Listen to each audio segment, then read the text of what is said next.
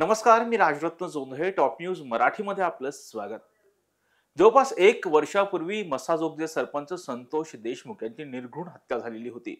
या हत्येला जवळपास 1 वर्ष होतंय आणि त्याच अनुषंगाने जर पाहिलं तर राज्यामध्ये सध्या स्थानिक स्वराज्य संस्थांच्या निवडणुका सुरू आहेत. परळी नगर परिषदेच्या निवडणुकीच्या अनुषंगानं पंकजा मुंडे आणि धनंजय मुंडे एकाच व्यासपीठावरती आलेले होते. यावेळी भाषण करताना धनंजय मुंडे यांनी एक वादग्रस्त विधान केलेलं होतं आणि ते म्हणजे जवळपास मागील 9 ते 10 महिन्यांपासून जर पाहिलं तर जगनमित्र कार्यालय सुरू आहे आणि तेव्हापासून नागरिकांची कामही होत आहेत. परंतु आज मला या कार्यक्रमाच्या निमित्तानं एका व्यक्तीची उणीव जाणवतीये आणि खरं तर ही व्यक्ती कोण आहे तर त्यांनी त्या व्यक्तीचं नाव घेतलेलं नव्हतं, परंतु त्या व्यक्तीचं नाव होतं वाल्मिक कराड. खरं तर त्याच अनुषंगानं आजच्या आपल्या लाईव्हचा विषयच आहे, ये दोस्ती हम नहीं छोडेंगे. नेमकं डीएम काय बोलून गेले. संकेत पाहतोय की ज्या मसाजोगचे सरपंच संतोष देशमुख यांची अत्यंत हालहाल करून हत्या झालेली होती.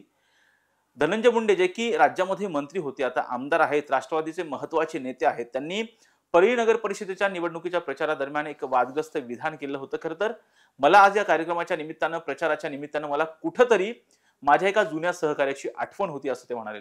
निश्चितच राजरत्न 9 डिसेंबर 2024 ला बीड जिल्ह्यातल्या केज तालुक्यातल्या मस्साजोग गावचे सरपंच संतोष पंडितराव देशमुख यांची अमानुषपणे हत्या झाली. या हत्या प्रकरणाशी संबंधित किंवा या हत्या प्रकरणात आता चार्जशीट दाखल झाल्यानंतरचा आरोपी नंबर 1 वाल्मिक कराड आणि त्यावेळचे राज्याचे मंत्री असणारे अन्न औषध प्रशासन खात्याचे मंत्री, राष्ट्रवादीचे एक मोठं नाव आणि परळी विधानसभेचे आमदार धनंजय मुंडे यांचे वाल्मिक कराडशी असणारे संबंध, या सगळ्यामुळे धनंजय मुंडेंना मोठ्या अडचणीचा सामना करावा लागला आणि अवघ्या जवळपास 3च महिन्यामध्ये त्यांना आपल्या मंत्रिपदाचा राजीनामा सुद्धा द्यावा लागला.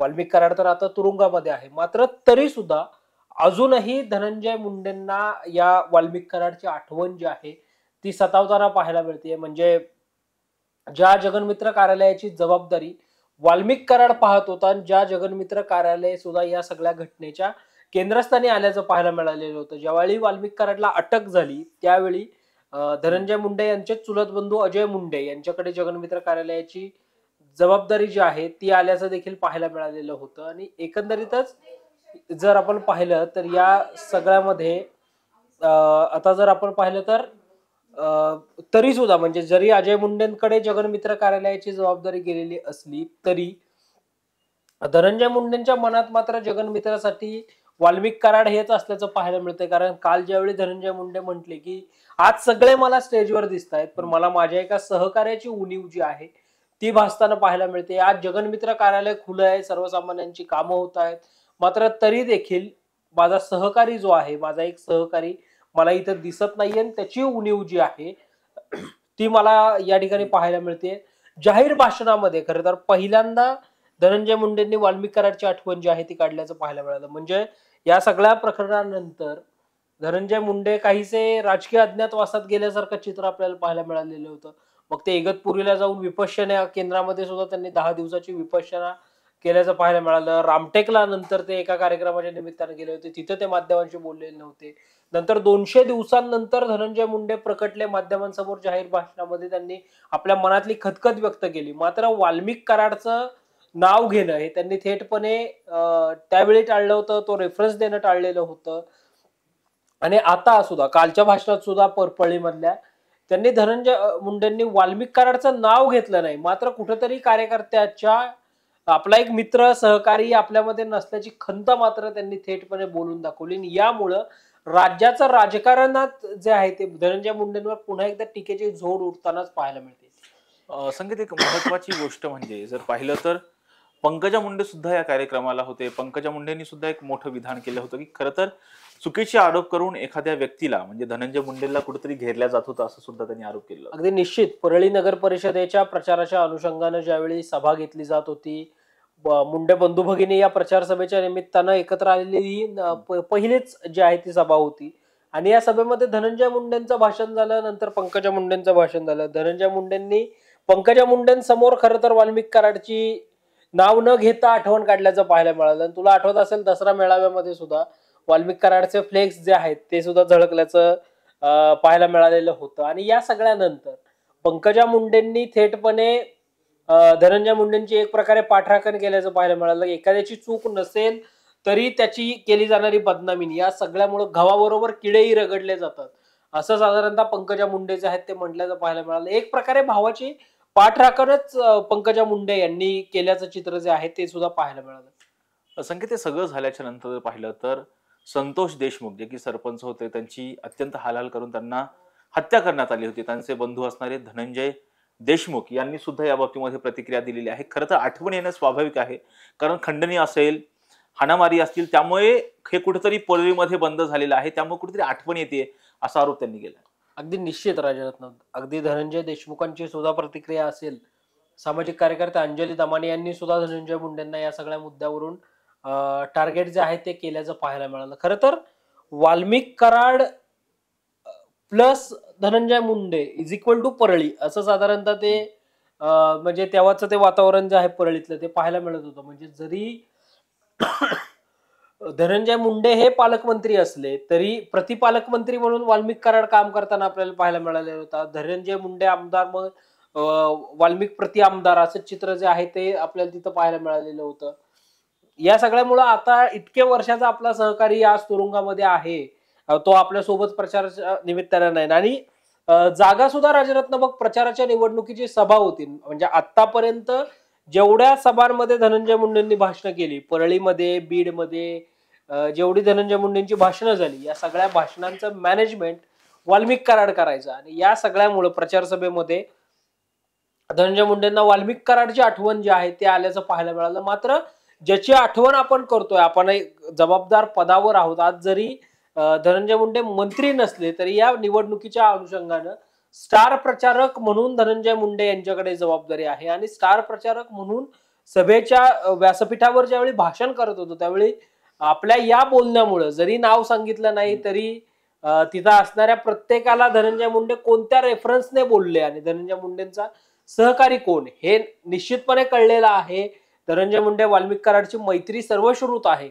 त्यामुळं हे सगळं बोलण्यामुळे कुठेतरी आपल्याला उद्या ट्रोलिंगचा सामना करावा लागू शकतो. हे धनंजय मुंडे यांच्या त्यावेळी लक्षात आलं नव्हतं का? आणि जर आलं असेल तर जाणीवपूर्वक मी वाल्मिक कराडच्या पाठीशी अदृश्यपणे कसा उभा आहे हे दाखवण्याचा प्रयत्न धनंजय मुंडे यांनी केला का? हे सगळे प्रश्न पुन्हा या धनंजय मुंडेंच्या वक्तव्याच्या निमित्तानं उपस्थित होताना पाहायला मिळतात. संकेत जर पाहिलं तर धनंजय मुंडे त्यांच्या भाषणामध्ये बोलताना असं म्हणालेले होते की महाराष्ट्रामध्ये परळी नगर परिषद अशी एकमेव नगर परिषद आहे ज्या ठिकाणी महायुती एकत्रितपणे निवडणुकीच्या रिंगणात आहे. खरं तर या वक्त्यामुळे ज्या पद्धतीचं वक्तव्य धनंजय मुंडे यांनी केलेलं होतं, खरं तर वाल्मिक कराड याची आठवण त्यांनी नाव न घेता काढलेली होती. त्यामुळे कुठेतरी महायुतीतील जे मित्रपक्ष आहेत त्यांची सुद्धा कुठेतरी अडचण झाली असं वाटतं. अगदी निश्चित राजरत्न, धनंजय मुंडे यांनी जी वस्तुस्थिती मांडली ती अर्थातच महत्वाची आहे. आणि या सगळ्यामध्ये म्हणजे ही वस्तुस्थिती आहे की महायुती म्हणून परळी नगर परिषद ही एकमेव अशी नगर परिषद आहे की ज्या ठिकाणी महायुती एकत्र लढते. काही ठिकाणी भाजप राष्ट्रवादी एकत्र लढते महाराष्ट्रात, बाकीच्या ठिकाणी काही ठिकाणी भाजप शिवसेना एकत्र लढते, काही ठिकाणी राष्ट्रवादी शिवसेना एकत्र लढते. मात्र परळी नगर परिषदेमध्ये सगळे महायुतीतले घटक पक्ष जे आहेत ते एकत्र आल्याचं पाहायला मिळतंय. आणि या सगळ्यानंतर आता वाल्मिकची जरी नाव न घेता धनंजय मुंडेंनी काढलेली आठवण असेल तरी या सगळ्यामुळं विरोधकांच्या हाती जे आहे ते मात्र आयतं कोलीत धनंजय मुंडे यांनी दिलेलं आहे. आणि तिकडे धनंजय मुंडेंचे कट्टर प्रतिस्पर्धी, राजकीय प्रतिस्पर्धी असणाऱ्या बजरंग सोनवणेंचा पॅनेल असेल किंवा संदीप क्षीरसागरांचं पॅनेल असेल, हे सगळं पॅनेल आता पुढे प्रचार करतानाच हा मुद्दा धरून प्रचार करणार आहेत की अजूनही म्हणजे आपल्या एका सहकार्याला धनंजय मुंडे विसरू शकले नाहीत का? म्हणजे धनंजय मुंडे आणि वाल्मिक असंच समीकरण परळीच्या जनतेने जे पाहिलं त्या समीकरणातनं धनंजय मुंडे अजून बाहेर आले नाहीत. आणि मग अशा गुन्हेगारांचं समर्थन करणाऱ्या व्यक्तीचं पॅनेल तुम्ही निवडून देणार का? असा सगळा आता हा प्रचाराचा मुद्दा जो आहे तो बनताना पाहायला मिळणार आहे. जे काही 4-5 दिवस राहिलेले आहेत आणि परळी आणि बीडच्या निवडणुकांमध्ये अशा इमोशनल प्रचाराचा फायदा जो आहे तो नेहमी आजपर्यंतच्या इतिहासात, राजकीय इतिहासात अनेकदा होताना पाहायला मिळालेला आहे. आणि त्यामुळं आता विरोधकांच्या हाती सुद्धा आयतं कोलीत जे आहे ते धनंजय मुंडेंनी स्वतः दिल्यामुळं निश्चितपणे मित्रपक्षांना सुद्धा याचा मोठा फटका जो आहे तो बसू शकतो. अशी आता स्थिती जी आहे ती तिथे परळी नगर परिषदेमध्ये निर्माण झाल्याचं पाहायला मिळतं. संकेत, जरी धनंजय मुंडेंनी वाल्मिक कराडचं नाव खरं तर आठवण काढली असेल, नाव जरी घेतलेलं नसेल तरी सुद्धा कुठेतरी हा जो एक प्रकार होता, धनंजय मुंडेंचं हे जे वक्तव्य होतं, हे कुठंतरी वाल्मिक कराडचे जे समर्थक आहेत त्यांना आपल्याकडे खेचण्यासाठीचं हे वक्तव्य होतं असं वाटतं का? कारण अनेक वर्षांपासून वाल्मिक कराडचं जे आहे ते परळीमध्ये कुठेतरी वर्चस्व असल्याचं पाहायला मिळतंय. अगदी निश्चित राजरत्न, म्हणजे अजूनही आपण पाहतोय की वाल्मिक कराडला अटक होऊन 31 डिसेंबर 2024 ला वाल्मिक कराड सरेंडर झाला. त्याला त्यानंतर मग केज न्यायालयाने न्यायालयीन कोठडी दिली. या सगळ्या घटनेला 1 वर्ष कंप्लीट होईल. मात्र तरी देखील वाल्मिकचे जे काही समर्थक आहेत, वाल्मिकचे जे काही चेले चपाटे आहेत, ते सोशल मीडियाच्या माध्यमातनं वाल्मिक कराडचं जे आहे ते उदात्तीकरण करताना अजूनही पाहायला मिळतात. म्हणजे वाल्मिक कसा देव माणूस होता आणि वाल्मिक कसा धुतल्या तांदळासारखा स्वच्छ होता, हे सगळं दाखवण्याचा प्रयत्न वाल्मिकचे समर्थक हे अजूनही सोशल मीडियाच्या माध्यमातून जे आहे ते करताना पाहायला मिळतात. आणि या सगळ्या वाल्मिक समर्थकांना खुश करण्यासाठी धनंजय मुंडेंनी अप्रत्यक्षरित्या धनंजय मुंडेंनी वाल्मिक कराडची आठवण जी आहे ती काढली असावी. त्यामुळे कुठेतरी हे सगळे समर्थक एकत्रित येऊन आपला पॅनल निवडून येईल असा काहीतरी विचार धनंजय मुंडेंनी जो आहे तो केला असावा. संख्या जर पाहिलं तर महायुतीमधील घटक पक्ष असणाऱ्या भारतीय जनता पक्षाकडून अद्याप तरी माझ्या माहितीप्रमाणे अशी काही प्रतिक्रिया धनंजय मुंडे यांच्या विरोधात आलेली नाही. परंतु जर पाहिलं तर राष्ट्रवादी काँग्रेस पक्षाचे जे आमदार आहेत प्रकाश सोळंके यांनी या बाबतीमध्ये थेटपणे धनंजय मुंडे यांच्यावरती टीका केली आहे.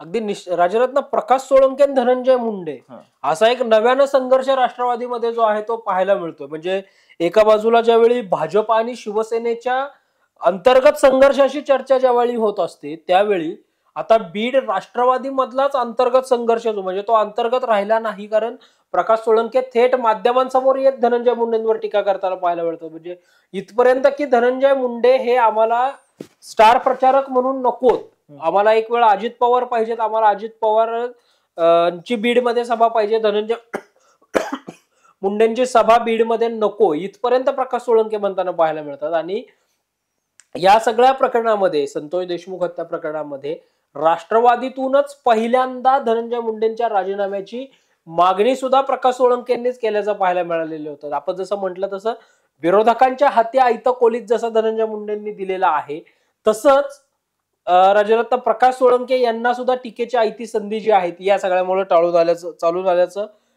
पाहायला मिळालेलं होतं. आणि या सगळ्यामुळं आता राष्ट्रवादी मधलाच प्रकाश सोळंके वर्सेस धनंजय मुंडे असा संघर्ष जो आहे तो पाहायला मिळतोय. म्हणजे या सगळ्यावर इन्स्टंट रिॲक्शन कोणी दिली असेल तर ती प्रकाश सोळंके यांनीच दिल्याचं पाहायला मिळालं. खरं तर धनंजय मुंडे यांनी परळी नगर परिषदेच्या निवडणुकीच्या कार्यक्रमामध्ये जे विधान केलेलं होतं, खरं तर या ठिकाणी मला एका व्यक्तीची उणीव भासवती. आणि अर्थात त्यांनी वाल्मिक कराड याचं नाव घेतलेलं नव्हतं, परंतु त्यांचा रोख हा वाल्मिक कराडकडेच होता. खरं तर या वक्तव्यानंतर जर पाहिलं तर थेटपणे मनोज जरांगे पाटील असतील, धनंजय देशमुख असतील, त्याचबरोबर अंजली दमानिया यांच्याकडून थेटपणे धनंजय मुंडे यांच्यावरती हल्लाबोल करण्यात आलेला आहे. परंतु महायुतीमधील भारतीय जनता पक्ष असेल किंवा त्याचबरोबर इतर जे मित्र पक्ष आहेत त्यांच्याकडून धनंजय मुंडे यांच्यावरती अद्यापही प्रतिक्रिया आलेली नाही. परंतु धनंजय मुंडेंचे सहकारी असणारे प्रकाश सोळंके यांनी थेटपणे धनंजय मुंडे यांच्यावरती टीका केल्याचं पाहायला मिळते.